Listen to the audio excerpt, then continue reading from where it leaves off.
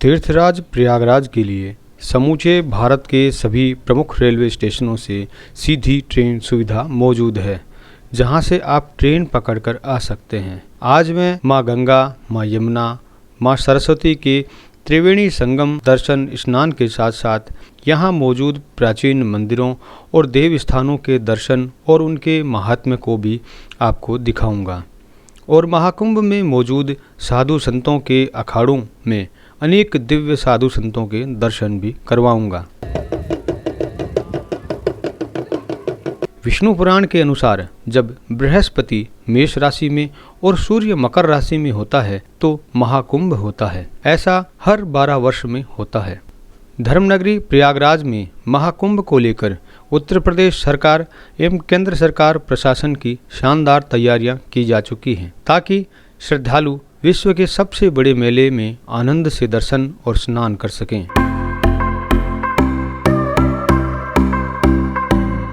जय गंगे मैया।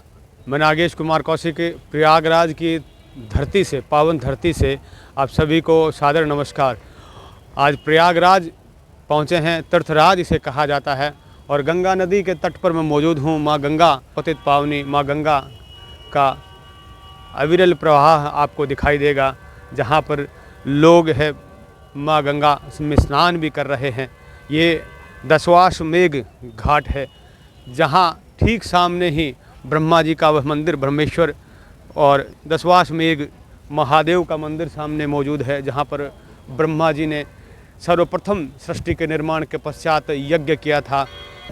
त्रिवेणी संगम की ओर हम निकल चुके हैं। यमुना नदी से हमने बोट कर ली है। यमुना नदी के यहाँ किनारे पे बोटिंग के लिए यहाँ पर नाव मिल जाती है आप, और अभी थोड़ा सी देर में हम त्रिवेणी संगम पहुँच जाएंगे, जहाँ पर पहुँचकर लोग स्नान करते हैं। माँ गंगा आ रही है हरिद्वार की ओर से और ये इधर वृंदावन की ओर से यमुना नदी आ रही है और अदृश्य जिसे कहा जाता है सरस्वती नदी, तीनों का संगम उस त्रिवेणी जगह पर होता है। और ये देखिए यहाँ पर ये संगम आ चुका है, जहाँ पर यमुना और गंगा, ये इधर से माँ गंगा नदी आ रही है हरिद्वार की ओर से और उधर से ये यमुना नदी का जल प्रवाह वृंदावन की ओर से इधर पहुँच रहा है। और ये जो है संगम हो चुका है, यहाँ पर ये संगम स्थान आ चुका है और सरस्वती अदृश्य नदी के रूप में यहाँ पर विराजमान रहती है। स्नान का स्थान आ चुका है, जहाँ पर त्रिवेणी संगम में स्नान लोग कर रहे हैं यहाँ, और इस खासियत को देख के मन बहुत खुश होता है। ये देखिए कितना साफ़ सुथरा यहाँ पे एकदम दिख रहा है, जबकि इतने सारे लोग यहाँ पर पहुँच रहे हैं और सब अपने हाथ से पुष्प वगैरह ये लोग प्रवाह करते हैं, परंतु यहाँ पे आपको बिल्कुल कचरा दिखाई नहीं देगा। ये देखिए प्रयागराज में जो संगम तीर्थ महाराज का स्थान है, उसके बाद ये दशाश्वमेध महाराज, उसके बाद संगम के बाद यही तीर्थ स्थान है। यहाँ का जल ही चारों धाम को जाता है।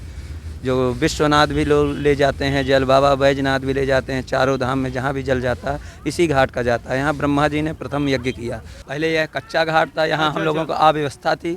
अब जो बन गया है ये तो समझ लीजिए ये सुंदर स्वरूप जो बना है ये अब दिखने लगा है। ऐसा ये सुंदर स्वरूप जो दिख रहा है स्वर्ग का तुलना किया जा सकता है इस घाट के लिए। और नहीं तो यहाँ पे तो हम लोग तो यहाँ पे दबे हुए थे, तीर्थ पुरोहित तो यहाँ उठ ही नहीं पा रहे थे। अब तो ये भगवान योगी आदित्यनाथ जी लोग जैसे आए तो जिससे हम लोग यहाँ पे सकुशल यानी कि ये कुंभ भी देखने को मिल रहा है, भव्य दिव्य, जो जैसा आपकी कुंभ ये देखने को मिल रहा है इस दशाश्वमेध घाट पे।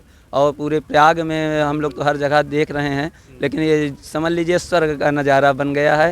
त्रेता के पहले का है। यहाँ ब्रह्मा जी ने सृष्टि के बाद सृष्टि सफल रूप से उनकी वो हो तो उसकी सफलता के लिए यहाँ यज्ञ किया था ब्रह्मा जी ने। 10 अश्वमेध किया और शिवलिंग स्थापित किया है।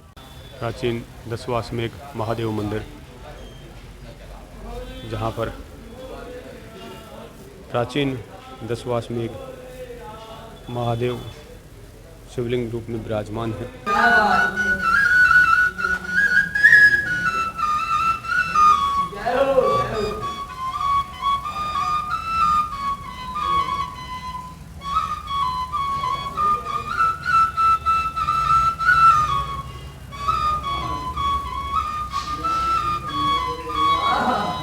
और इस जगह के महात्म्य को और भी अधिक करीब से जानने की कोशिश करते हैं। महाराज जी नाम बताएं पहले। आयुष तिवारी। आयुष जी, इस जगह को ही बताया गया है क्योंकि प्रयाग का नाम जैसे प्रथम यज्ञ के रूप में ब्रह्मा जी ने यहाँ पर सृष्टि के निर्माण के पश्चात ब्रह्मा जी ने प्रथम यज्ञ यहीं पे किया था।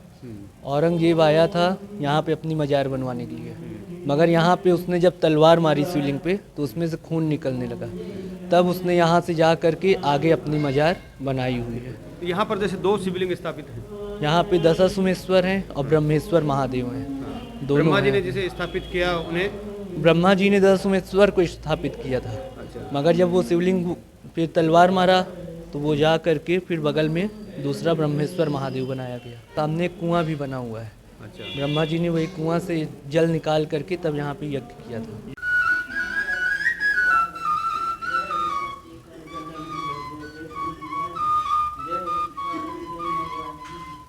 अब पहुंच चुके हैं हम तीर्थराज प्रयागराज में उस स्थान पर जहां पर अक्षय वट मौजूद है।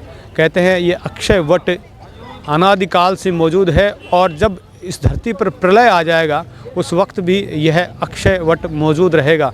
कहते हैं इस अक्षय वट पर भगवान विष्णु हमेशा निवास करते हैं। भक्त यहाँ पर भारी संख्या में श्रद्धा और भक्ति के साथ जयकारे लगाते हुए दर्शन कर रहे हैं। ये देखिए ये अक्षय वट जो कि 4 युगों से यहाँ पर मौजूद है। कहते हैं जब प्रलय आएगी तो भी यह अक्षय वट मौजूद रहेगा और इसमें के स्वयं नारायण भगवान विष्णु यहाँ के पत्ते पत्ते पर मौजूद रहते हैं। सभी लोग वृक्ष को चरण जरूर स्पर्श करिए, पाँव पड़िए। यही वो अजर अमर वृक्ष है जहाँ भगवान श्री राम जी त्रेता युग में 3 रात्रि चला के पूजा पहला दर्शन। यही वो अजर अमर स्थान है, यहाँ के दर्शन दान पितृ पुरखों तक पा जाते हैं भैया। भगवान श्री राम अपने पिता राजा दशरथ का पहला पिंडदान इसी अक्षयवट वृक्ष के नीचे पा रहा था त्रेता युग में। पहला यहाँ, दूसरा काशी, तीसरा गया, जिनमें तब राजा दशरथ जी वैकुंठ धाम को प्राप्त हुए थे। द्वापर युग में श्री हरि विष्णु जी आए थे, कृष्ण अवतार लेकर इसी अक्षयवट के पत्ते पे बाल रूप में शयन करते हुए दिखाई पड़े। इस तब की बात है जो उस समय मार्कंडेय ऋषि इसी वट वृक्ष के नीचे बैठ के तपस्या कर रहे थे, तप कर रहे थे, तब उन्होंने देखा था। इसी वट वृक्ष के नीचे 5 पांडव आए, कुछ दिन छिप कर रहे, पूजा अर्चना की। आज शक्ति प्राप्ति के कलयुग में हम आ पाते हैं अक्षयवट जी के दर्शन के लिए। और यह है पातालपुरी जहाँ पर अक्षय वट मौजूद है, जहाँ पर भगवान श्री राम वनवास के समय रुके थे। वहीं यह पातालपुरी का यह मंदिर है जो कि भूमिगत रूप से बना हुआ है और जहाँ पर देवी देवताओं की, भगवान शिव की शिवलिंग, ऋषि मुनियों की, तीर्थराज प्रयागराज की एवं अनेक देवी देवताओं की यहाँ पर मूर्तियाँ, मंदिर बने हुए हैं, मूर्तियाँ लगी हुई है। विभिन्न भगवान की लीलाओं उस प्रयागराज से संबंधित यहाँ पर जानकारियाँ। अक्षयवट पातालपुरी के पास में ही यह बड़े हनुमान जी महाराज का मंदिर है जहाँ पर लेटे हुए हनुमान जी की प्रतिमा है। कहते हैं एक बार मूर्ति हटाने का प्रयास किया गया तो जितनी खोदाई होती मूर्ति उतनी नीचे चली जाती। अब मैं उस स्थान पर ले आया हूँ जहाँ पर नागवासुकी मंदिर का दृश्य आप मेरे पीछे देख रहे हैं। प्रयागराज वो जगह है जहाँ पर समुद्र मंथन के पश्चात जब अमृत कलश निकला, जहाँ से अमृत की बूंदें धरती पर गिरी, उन 4 स्थानों में से एक स्थान प्रयाग को कहा जाता है जहाँ पर अमृत की बूंदें गिरी थी। त्रिवेणी संगम के साथ साथ यहाँ का महत्व यह भी है। और यह है नागवासुकी जो कि जिस नागवासुकी के ही सहायता से ये देखिए समुद्र मंथन किया गया था, जिसका दृश्य यहाँ पर मंदिर के बाहर एक विशाल चित्र के द्वारा बनाया गया। एक तरफ देवता, एक तरफ राक्षस जिन्होंने समुद्र मंथन किया था। नागवासुकी ने एक बड़े रस्से की भूमिका यहाँ पर निभाई थी और जिससे धरती को अनेक रत्न प्राप्त हुए, अमृत की प्राप्ति हुई। और यह नागवासुकी भगवान का मंदिर, नागवासुकी भगवान का मंदिर, जहाँ पर भी जब आप प्रयागराज की धरती पर यहाँ पर जब दर्शन करने के लिए आएँ तीर्थराज में तो नागवासुकी मंदिर के भी दर्शन आप जरूर करें। समुद्र मंथन में जहाँ अमृत निकला था तो हलाहल विश्व भी निकला था, जिसे भगवान शंकर ने अपने कंठों में धारण किया, नीलकंठ कहलाए, जिसका भी चित्र यहाँ पर। हनुमान जी की विशाल प्रतिमा, जानदार पत्थर की कलाकारी से इस मंदिर को और भी दिव्य स्वरूप प्रदान कर दिया गया है। अति प्राचीन यह स्थान नागवासुकी मंदिर, यह नागवासुकी मंदिर में हम पहुंच चुके हैं। यह नागवासुकी भगवान की प्रतिमा, नागवासुकी भगवान के दर्शन। त्रिवेणी संगम माँ गंगा में स्नान के पश्चात यहाँ नागवासुकी मंदिर में यहाँ दर्शन करने का अपना एक महत्व है। स्कंद पुराण में इस स्थान को पृथ्वी पर नाग हृदय तीर्थ कहा गया है। प्रतिवर्ष यहाँ नाग पंचमी के दिन विशाल मेले होते हैं। काल सर्पदोष की पूजा अर्चना भी यहाँ पर करवाई जाती है। काल सर्पदोष का नाश भी यहाँ पर होता है। कहते हैं कि नाग वासुकी जो कि देवों और असुरों के द्वारा जब सागर मंथन किया गया तो उस मथनी में जो है रस्सी के रूप में नागराज नाग वासुकी ने जो रस्सी की भूमिका निभाई। और फिलहाल यहाँ पर ये देखिए कि पूरा जो यूपी गवर्नमेंट के द्वारा इस मंदिर को और भी दिव्य भव्य बनाया जा रहा है, जिसका एक मॉडल यहाँ पर बनाया गया है। महाकुंभ की धरती प्रयागराज और कुंभ का मतलब कलश और 52 शक्तिपीठ माताजी के, जिनमें से एक शक्तिपीठ अलोप शंकरी शक्तिपीठ मंदिर जो कि यहाँ प्रयागराज में स्थित है, जहाँ पर झूले के रूप में माँ की पूजा की जाती है। कहते हैं कि उस वक्त माँ का पंजा इस स्थान पर गिरा था जो कि विलुप्त हो गया और अलोप हो जाने की वजह से इसे अलोप शंकरी शक्तिपीठ मंदिर भी कहा जाता है, जहाँ पर झूले के रूप में माताजी के दर्शन पूजा की जाती है। यहाँ पर प्राचीन मूर्तियाँ अन्य देवी देवताओं की भी यहाँ पर मौजूद है। भगवान शंकर की, हनुमान जी की मूर्तियाँ, अन्य देवी देवताओं की मूर्तियाँ हैं जिनके भी दर्शन करते हैं।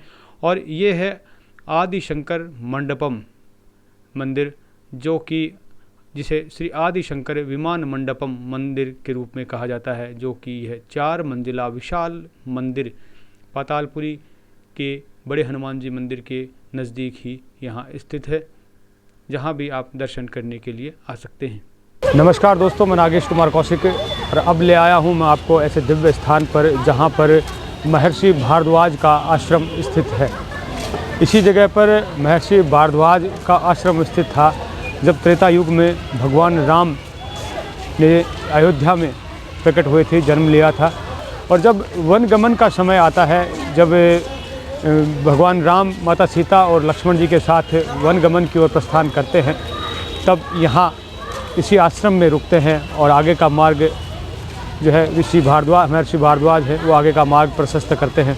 और इसी जगह पर भगवान राम रावण का वध करने के पश्चात भी इसी जगह पर आते हैं। और प्रयागराज तीर्थराज में आना हुआ है तो तीर्थराज प्रयागराज में आप जब भी आएँ तो आप इस जगह के भी ज़रूर दर्शन करें। महर्षि भारद्वाज का यह आश्रम के नाम से प्रसिद्ध है। भारद्वाज के आश्रम में प्रवेश करते हुए देखिए सुंदर दिव्य उत्कीर्ण मूर्तियाँ भगवान राम, माता सीता और लक्ष्मण जी के साथ यहाँ पहुँचे। सभी लीलाओं का यहाँ पर ये देखिए सुंदर मूर्तियों के द्वारा चित्रण किया गया है। महर्षि भारद्वाज के द्वारा आश्रम में शिक्षा देते हुए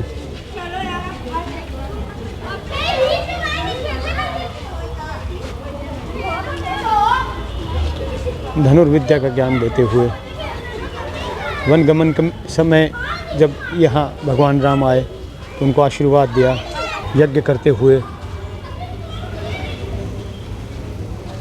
सभी लीलाएं यहाँ पर उत्कीर्ण हैं। और ये इसका प्रवेश द्वार, ये देखिए सुंदर विशाल पत्थर की कारीगरी के साथ बना हुआ यह विशाल प्रवेश द्वार और अंदर विशाल आपको सुंदर कारीगरी के साथ बने हुए पत्थर से मंदिर दिखाई दे रहे हैं। भारद्वाज मंदिर के नीचे पहले गंगा जी वहाँ तक बहती थी। भारद्वाज मुनि रोज़ गंगा स्नान करने के बाद जो है यहाँ पे तपस्या करते थे।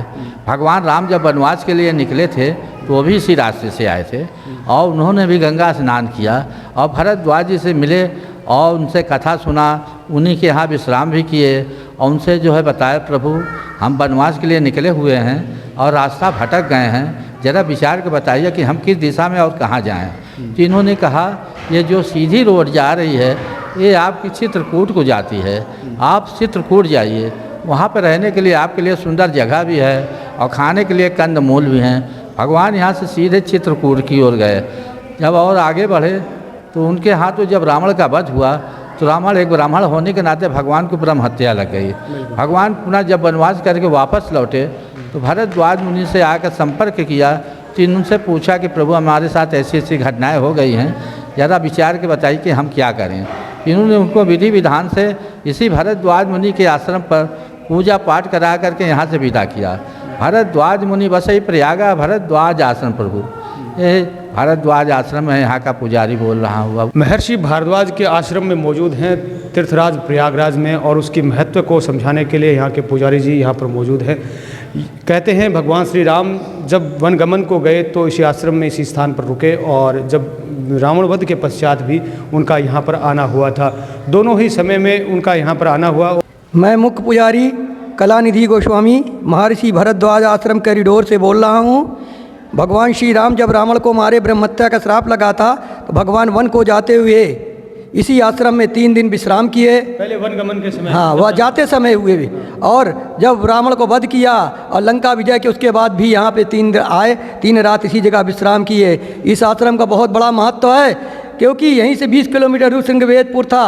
और भगवान जब जो निषाद राज ने उनको नाव से उतारा तो उन्होंने कहा मैं कहाँ जाऊँ, तो आकाशवाणी के प्रयागराज में महर्षि भरद्वाज मुनि के आश्रम में जाइए और यज्ञ करिए, तपस्या, उनका आशीर्वाद लिए, तभी आपको ब्रह्म हत्या के श्राप से मुक्ति मिलेगी। भगवान वहीं से नंगे पैर आकर श्रृंगवेदपुर से सीधे महर्षि भरद्वाज मुनि के आश्रम में आए, और यहीं सीढ़ी के नीचे संगम था, गंगा जमुना सरस्वती का यहीं संगम था। भगवान ने स्नान करके और दान करके यहीं कहा कि भरद्वाज मुनि बसहीं प्रयागा और तिनहि रामी पते तनुरागा। भरद्वाज मुनि बसहीं प्रयागा और तिनहि रामी पते तनुरागा। तापस शमदम दया निधाना परमारथ पर परम सुजाना। और जो जो पग पड़े हमारे त्यो त्यो उद्धार। क्यों भगवान ने कहा मेरे एक कदम रखने से पग बने कदम, यहाँ रखने से यहाँ की धरती पवित्र हो गई, तो जो भी माताएं बहनें भाऊ भैया भगवान ने कहा सबका उद्धार होगा। भरद्वाज आश्रम प्रभु आए और करत दंडवत मुनि उर लाए, मन मनि मोद न कच कच जाई और ब्रह्मानंद राशि जन पाई। तो कहते हैं तब ब्रह्मा विष्णु महेश को भी यहाँ आना पड़ा प्रभु श्री राम के लिए। तो इस जगह को अभी जो ये एकदम नया बना हुआ दिखाई दे रहा है महाराज जी, क्या ये पहले ऐसे ही बना हुआ था? ये कब नया बना है इसको? ये अभी जो है पहले 68 में बिरला ने इसको जो है बहुत कच्चा था तो कंस्ट्रक्शन कराया था, लेकिन जो है योगी जी की कृपा से या मोदी जी की कृपा से हमारे सनातन हिंदू धर्म की रक्षा के लिए उन्होंने ये हमारे मंदिरों का जो कॉरिडोर का जीर्णोद्धार किया। हम उनको दिल से हृदय से योगी जी को और माननीय केशव डिप्टी सीएम जी को जो है दिल से आभार प्रकट करते हैं, कोटि कोटि नमन करते हैं कि उन्होंने हम लोगों के लिए इतना बड़ा आश्रम बना के दिया। हम उनका सदैव उपकार कभी नहीं भूलेंगे। इसको पूरा कॉरिडोर बनाया जा रहा है, मतलब ये बन चुका है, बस अब 13 तारीख को पौष पूर्णिमा का महाकुंभ का पहला स्नान है, इसी दिन से चालू हो जाएगा। इस आश्रम के बारे में जानकारी ली, और ये जगह वो है जहाँ पर महर्षि भारद्वाज तपस्या किया करते थे, जहाँ रहा करते थे, और जहाँ पर भगवान राम का भी यहाँ पर आना हुआ था। और यह है प्रयागराज में वो जगह है जहाँ पर अमर शहीद चंद्रशेखर आज़ाद के शहीद स्थल है। मूँछों को ताव देते हुए आज़ाद हूँ मैं आज़ाद रहूँगा। भारतीय स्वतंत्रता संग्राम के अमर सेनानी चंद्रशेखर आज़ाद, जो विदेशी सत्ता अंग्रेजी हुकूमत के साथ सशस्त्र संघर्ष में गोली से आहत होने पर 27 फरवरी 1931 को इसी स्थान पर वीरगति को प्राप्त हुए थे। आज इस स्थान पर भारतीय स्वतंत्रता संग्राम के अमर सेनानी चंद्रशेखर आज़ाद की विशाल प्रतिमा मूँछों पर ताव देते हुए लगाई हुई है। प्रयागराज में यह स्थान आज चंद्रशेखर पार्क के नाम से जाना जाता है। शत शत नमन ऐसे माँ के वीर सपूतों को। महाकुंभ 2025 जितना विशाल यह महाकुंभ है उसकी विशाल तैयारियां हैं, और विशाल तैयारियों का एक नज़ारा मैं दिखा रहा हूँ। ये देखिए विशाल पांटून पुल बन रहे हैं एक के बाद एक। ये देखिए आप लगातार नज़र जहाँ से जाएगी वहाँ से देखिए पुल एक के बाद एक बने हुए पुल दिखाई दे रहे हैं। ये सभी पांटून पुल है जो नदी के ऊपर ये सीधे पांटून रखे जाते हैं, जिसे हम साधारण भाषा में पीपा पुल भी बोलते हैं। ये है जो तट में जिस वक्त खड़ा हूँ, ये माँ गंगा नदी का तट है। गंगा मैया पे ये देखिए लगातार ये आगे तक नज़र जाएगी, जहाँ तक ये देखिए लगातार पांटून पुल बने हुए हैं और भी आगे से आगे ये बनते जा रहे हैं। 30 पांटून पुल ये बनाए जा चुके हैं। और क्योंकि जो भक्त हैं त्रिवेणी संगम जो है वो उस पुल के वहाँ उस पार है जहाँ मैं खड़ा हूँ। इधर ये पूरा अखाड़ा क्षेत्र है जहाँ पर सभी साधु संतों के अखाड़े लगे हुए हैं, कई किलोमीटर में कई सेक्टर में बनते हुए। तो इस विशाल में साधु संतों का जो रहने का और उनके ठहरने का स्थान है, कल्पवास का स्थान है। और यहाँ से साधु संत जो है त्रिवेणी संगम में शाही स्नान करने के लिए जाएंगे, तो उसके लिए भी ये रास्ता सीधा होगा। और साथ ही साथ जो है ये देखिए लगातार लोग इस पे निकल रहे हैं। ये पुल गाड़ी भी यहाँ से गुजर सकती है, ये इस तरह का पुल है जिससे गाड़ी भी गुजर सकती है। और ये तकनीक ये देखिए किस तरह से तेज़ी से ये पुल बनाए जाते हैं। ये मेले के लिए स्पेशली ये पुल बनाए गए और ये इतने मजबूत भी हैं कि इससे एक गाड़ी भी निकल सकती है। और आप इधर आप देखेंगे तो चप्पे चप्पे पे आपको पुलिस नज़र आएगी, जगह जगह आपको पुलिस नज़र आएगी। और इसी तरह से ये जो सड़क बनाई जा रही है ये भी आप देखिए किस तरह से बनाई जा रही है। ये सड़क भी टेम्परेरी अभी जो मेले के लिए स्पेशली बनाई गई है। तो जो है माटी है जो उसको समतल करके उसके ऊपर ये लोहे के प्लेट जो है उनको लगाया गया है। और उन लोहे के प्लेटों के ऊपर भी यहाँ पर ये देखेंगे तो हर के प्लेटों के जो कोने हैं इन कोनों को पेच से जोड़ा गया है। यहाँ पर ये देखिए पेच है ना, ये पेच लगा करके कोनों को जोड़ा गया है ताकि इसके जो कोने हैं वो ऊपर उठे नहीं। हम कर्नाटक से आए हैं साहब, बीदर डिस्ट्रिक्ट से आए हैं। पहले जो राम मंदिर अयोध्या गए थे वहाँ से सीधा गोरखपुर आए, गोरखपुर से और इधर आ गए प्रयागराज। अब सब यहीं रुकेंगे या स्नान नहीं साहब, अभी जाएंगे उज्जैन जाएंगे। अब उज्जैन जाएंगे। अच्छा, आपका संघ आया हुआ है पूरा? हाँ, ये टेम्पू में ये। अच्छा, हाँ, गुड्स गाड़ी। अच्छा, तो यहाँ पे आपने घूमा भी? हाँ, घूमा है सब। बहुत सर्दी लग रहा है इसलिए सब बुजुर्गों लोगों ने गाड़ी में से नहीं उतर रहा है। ठंड बहुत है। हाँ, बहुत सर्दी है। बिल्कुल, यहाँ प्रयाग आइएगा तो ठंड का इंतजाम करके आइएगा। हाँ साहब, हाँ साहब, ठंड का इंतजाम करके आइएगा। सब बढ़िया है। यहाँ पर जिस तरह से यहाँ पे तो व्यवस्था यहाँ पर बनाई हुई है, ये रोड बनाए गए हैं, ये जो व्यवस्था किस तरह का लग रहा है आपको? बहुत बढ़िया दिख रहा है साहब, बहुत बढ़िया बन रहा है। ताकि यहाँ पे गाड़ी भी धंसेगी नहीं? हाँ, नहीं धंसेगी साहब, बहुत मजबूती है सभी, सब बहुत मजबूती से बन रहा है और काम भी बहुत तेजी से चल रहा है। प्लेट से ये देखिए सड़क बन रहा है, उधर आप देखेंगे तो ये सड़क अभी भी बन रहा है। लगातार ऐसे सड़कें बनाने का काम लगातार चल रहा है, ये देखिए। और जहाँ एक तरफ मार्ग बनाए जा रहे हैं लोहे की प्लेट डालकर, तो पुल भी बन रहे हैं। और इसी तरह का एक ये प्लाटून पुल जिस पे मैं मौजूद हूँ, देखिए यहाँ पर भी लोहे की प्लेट यहाँ पर पेच लगा करके लगाई गई है ताकि ये प्लेट उठ ना पाए। और ये टेम्परेरी सड़क पुल बन गया है जिसमें से न सिर्फ पैदल आदमी बल्कि गाड़ियाँ इस पर से गुजर रही है, एक के बाद एक। इसी तरह से ये देखिए खूब सारे पुल यहाँ पर बने हुए हैं। नीचे से आप देखेंगे तो माँ गंगा कलकल अविरल बहती हुई दिखाई दे रही है। और ये रास्ता जो है वो त्रिवेणी संगम की ओर जा रहा है। इस सड़क पर आगे त्रिवेणी संगम मौजूद है जहाँ पर भक्त बड़ी श्रद्धा भावना के साथ स्नान करते हैं और माँ गंगा, यमुना, सरस्वती, त्रिवेणी संगम का आशीर्वाद प्राप्त करते हैं।